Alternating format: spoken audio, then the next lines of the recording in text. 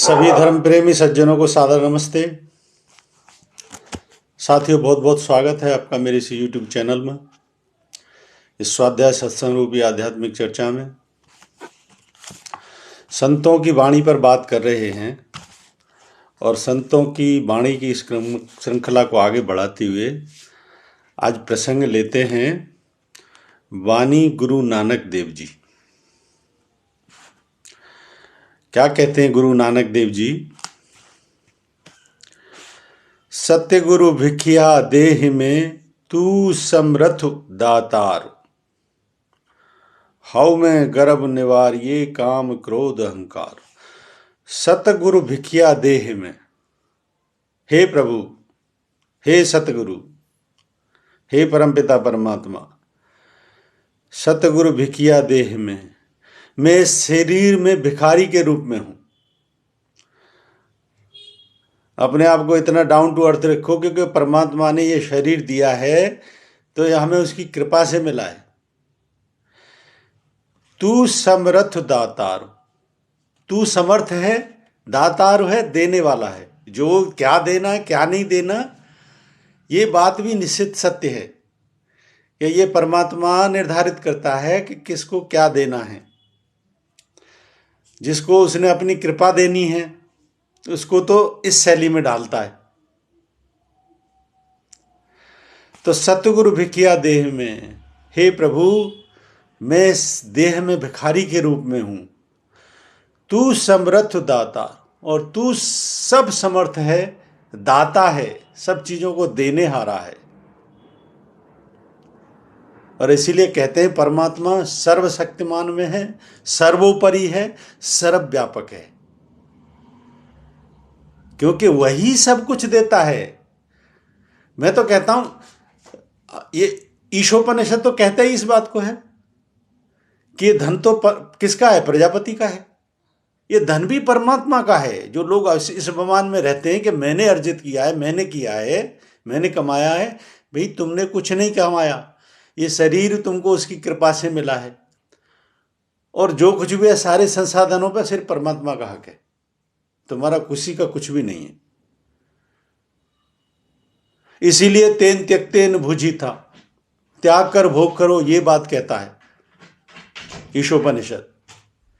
त्याग कर भोग करो, और ये धन प्रजापति का है, उसी को वापस कर दो। वापस करने का मतलब है जब तक ये तुम्हें दे रखा है, तुम्हारे पास पर्याप्त है, इसका डिटैचमेंट के साथ यूज करो, उपयोग करो। इसको अपना मान के मत बैठ जाओ। तुम ना इसको लेके आए थे, ना तुम लेके जाने वाले। किसका है? ये उस परमपिता परमात्मा का है, ये प्रजापति का है। तो इसीलिए गुरु नानक देव जी क्या कह रहे हैं कि मैं तो इस शरीर में भिखारी हूं, तू है सब प्रकार से समर्थ, और सब कुछ जो कुछ भी देता है वो तू ही देता है।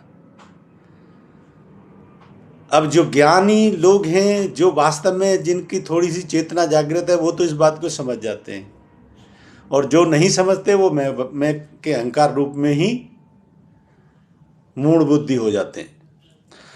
हव में गर्भ निवारिये काम क्रोध अहंकार, हव में गर्भ निवारिये, और हव में का अर्थ है मैं और मेरे का भाव, इसी को कहते हैं ईगो। फिर जब हम चीजों को किसी को इकट्ठी कर लेते हैं या व्यक्ति को कामयाबी मिल जाती है, तो मैं का जो भाव उभर के आता है ना, I amness, that's it basically ego.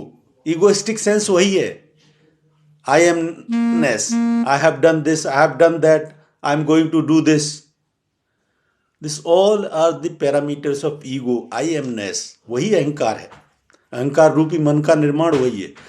तो हव में गर्भ निवारिये, मेरे इस अहंकार को छुड़ाइए, काम क्रोध अहंकार, मेरे के इस मैं भाव को गर्भ निवारिये, इस गरीब को उससे निवारण करिए। बताइए, संत ही इस चीज को मांग सकते हैं परमात्मा से। और मैं तो ये सुन रहा था एक बार, जो है ना, इस वाइब्रेशंस के ऊपर के जो व्यक्ति जितने भी जो है ना, जो कौन आदमी कितना सेटिस्फेक्शन लेवल पे लाइफ जी रहा है, उसमें एक रिसर्च के, साइंटिफिक रिसर्च है, उसके अकॉर्डिंग जो सेंटरी लोग हैं वो हाईएस्ट लेवल ऑफ वाइब्रेशन होता है उनका, मतलब सबसे सेटिस्फैक्टरी लाइफ उन्हीं लोगों की होती है। ये प्रमाणित हो चुकी है ये बात। क्यों? क्योंकि they use to live the life down to earth, वो सब चीज को समझते हैं, हाईएस्ट कंटेंट लेवल, जीवन में सुख चाहिए। तो इसलिए नानक देव जी क्या कह रहे हैं, गुरु नानक देव कह रहे हैं, हाउ में गर्व उबारिए, मेरे के मैं भाव के, इस गरीब के मैं भाव को छुड़ाइए प्रभु, और क्या कीजिए, काम क्रोध अहंकार और काम, ये जितने भी आप जो है ना ये इंद्रिय विकार जो है उनके माध्यम से जो काम उत्पन्न होता है, चाहे आपको अच्छा देखना, सुनना, भोग में उतरना, ये सब काम के रूप हैं। और क्रोध, और इसमें कभी व्याधि उत्पन्न होती है तो क्रोध उत्पन्न हो जाता है। और जो हम मैं भाव से किसी भी कार्य को करते हैं वो अहंकार कहलाता है, इगोइस्टिक सेंस। तो क्या कह रहे हैं गुरु नानक देव जी कि मेरे इस मैं भाव को, इस गरीब के मैं भाव को दूर कीजिए और मेरे काम क्रोध और अहंकार स्वरूप को भी दूर कीजिए, इन सब से मुझे छुटकारा दिलाइए। यही तो मैं भाव उत्पन्न करते हैं।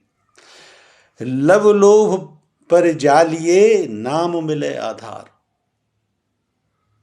लब लोभ पर जालिए, यानी मेरे ये लोभ वृत्ति, लबु का अर्थ है लालसा, ये desire. Desire is the biggest evil. इस दुनिया में सबसे बड़ी कोई बुराई है तो वो है डिजायर, क्योंकि सारी व्याधियां इसी से उत्पन्न होती हैं। अगर डिजायर उत्पन्न हो रही है किसी भी चीज के लिए, तो हमें उसमें अगर निर्णायक बुद्धि का इस्तेमाल करते हैं तो उस डिजायर को हम डिटैचमेंट के साथ उस कार्य को कर ले जाएंगे, अन्यथा ये फंसाने का सबसे पहला माध्यम है। फिर डिजायर के बाद फिर लोभ वृत्ति पैदा हो जाती है, क्योंकि जो तुम चीजें डिजायर हुई उसको अचीव कर लिया, फिर उसके साथ अटैचमेंट हो जाता है हमको, इसी को कहते हैं लोभ। फिर लोभ हो गया चीज़ों से, फिर हम उनसे छूटना नहीं चाहते या उनको छोड़ना नहीं चाहते, उन पर अपना आधिपत्य बना के रखना चाहते हैं, यही कहते हैं लोभ। वो चाहे किसी भी चीज़ से हो जाए, चाहे तुम्हें संतान से लोभ हो जाए, संतान की भी मैं कहता हूँ परवरिश अच्छी करनी चाहिए, उनसे कभी ऐसा अटैचमेंट मत रखो जो कि तुम्हारे दुख का कारण बने। कभी भी किसी भी चीज़ से अटैचमेंट ऐसा नहीं रखना चाहिए, क्योंकि लोभ वृत्ति बहुत खतरनाक है। पहली डिजायर और उसके बाद लोभ जो उत्पन्न होता है, they both are very dangerous for each and every human being. लबु लोभ पर जालिए, और इनको जला दीजिए, नाम मिले आधार, और मुझे नाम का आधार दे दीजिए। क्या है असली फाउंडेशन? वो नाम का आधार है। इसलिए गुरु नानक देव ने क्या कहा था, एक ओंकार सतनाम, वो है सत आधार, वो है असली फाउंडेशन हमारी, वो है नाम का आधार जिसे कहते हैं। मैं कहता हूं ये बाकी के उसके बाद जो है ना जितने भी फिर मंत्र हैं या दीक्षित मंत्र जो होते हैं वो सब नाम आधारित तो हैं, उसमें परमात्मा का नाम का स्मरण ही तो होता है। तो इन सब से मुझे छुड़ाइए प्रभु और नाम का आधार दीजिए, क्योंकि असली हमें सुख की ओर वही लेके जाता है। बाकी सारी चीजें निश्चित तौर पे मेरी मानिए सब जीवन में पूरी होती रहती हैं। कभी आदमी को जो है ना, जिसको परमात्मा ने पकड़ लिया, उसको ना तो कोई कुछ बिगाड़ सकता और ना को भी उसकी कोई चीज अधूरी रह सकती। सारे काम ऑटोमेटिकली समय पे कहाँ से अरेंज होते हैं, कैसे अरेंज होते हैं, सब बन जाते हैं, कुछ नहीं बिगड़ता कभी सब। इसलिए यही सुख का आधार है, इसलिए सुख में जीवन होता है। अहिनिस नवनत निर्मला, मैला कबहु न होए। अहिनिस, अहिनिस दिन रात, नवनत निर्मला,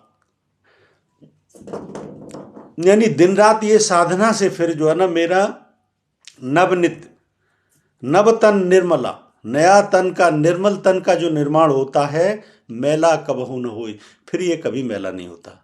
जब नाम का आधार मिल गया, नाम के आधार से फिर जो है ना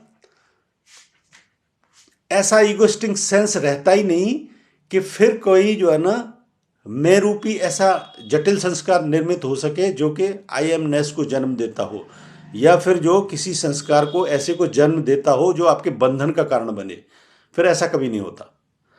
तो इसीलिए गुरु नानक देव जी कह रहे हैं, अहिनिस नवनत निर्मला, इस प्रकार से मेरे को नवतन जो मिला इतना निर्मल है, मैला कबहु न होए, फिर ये कभी मैला नहीं हो सकता, फिर इस पे मैल रूपी कभी चादर नहीं चढ़ सकती। सब चीज को क्रमबद्ध तरीका से अगर आप समझते जाएंगे और इसको जीवन का आधार मिला देंगे तो सच में जीवन के सुख का सार यही है। और आगे की पंक्ति में क्या कहते हैं नानक देव जी, नानक एह विद छूटिए नदर तेरी सुख होए।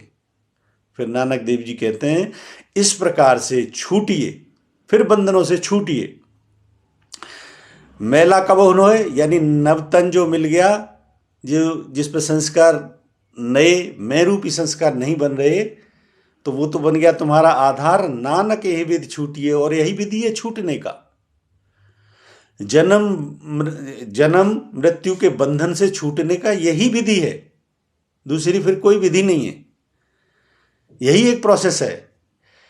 नानक यही विधि छूटिए, इस प्रकार से, ये नानक देव जी कहते हैं, इस प्रकार से छूटिए, नदर तेरी सुख होए, और सदा सदा के लिए सुखी हो जाइए,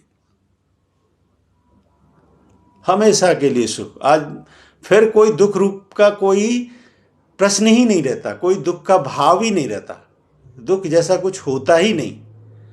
जब सभी बंधनों से आप छूट गए तो वही है आनंदमय कोश, आनंदमय शरीर कह लो उसको। वो एक आनंद का एक ऐसी विशालता है कि जहां पे कभी दुख फिर प्रकट होता ही नहीं, और ना दुख वहां पे पहुंच सकता। तुम्हें कोई दुखी करने की भी कोशिश करे तो वो हार थक के बैठ जाएगा, लेकिन तुम्हें कोई दुखी नहीं कर सकता फिर, क्योंकि वो अचीवमेंट हायर लेवल का है। जो दुखी तुम्हें करना चाहते हैं उन लोगों का अचीवमेंट बहुत लोअर लेवल का है, इसलिए तुम्हें कोई दुखी नहीं कर सकता, और वहां पर तुम छूट जाते हो, पूरी तरीके से सुखी हो जाते हो, हर बंधन से मुक्त हो जाते हो। यही सार है इन पंक्तियों का। एक बार पूरी पंक्तियों को और पढ़ देता हूं। सतगुरु भिखिया देह में तू समरथ दातार, हव में गर्भ निवारिये काम क्रोध अहंकार, लब लोभ पर जालिए नाम मिले आधार, अहिनिस नवतन निर्मला मैला कबहु न होए, नानक एह विधि छूटिए नदर तेरी सुख होए। बहुत ही अच्छी पंक्तियां हैं, इनसे अवश्य प्रेरणा लीजिए। मुझे उम्मीद है पंक्तियां आपको बहुत पसंद आई होंगी। पसंद आई हैं तो मेरे इस वीडियो को लाइक करें, अधिक से अधिक इसको शेयर करें। शंका समाधान के लिए कोई प्रश्न है तो कमेंट बॉक्स में लिखें। बने रहें मेरे साथ, बने रहने के लिए बहुत बहुत धन्यवाद। इत्योम सम नमस्ते।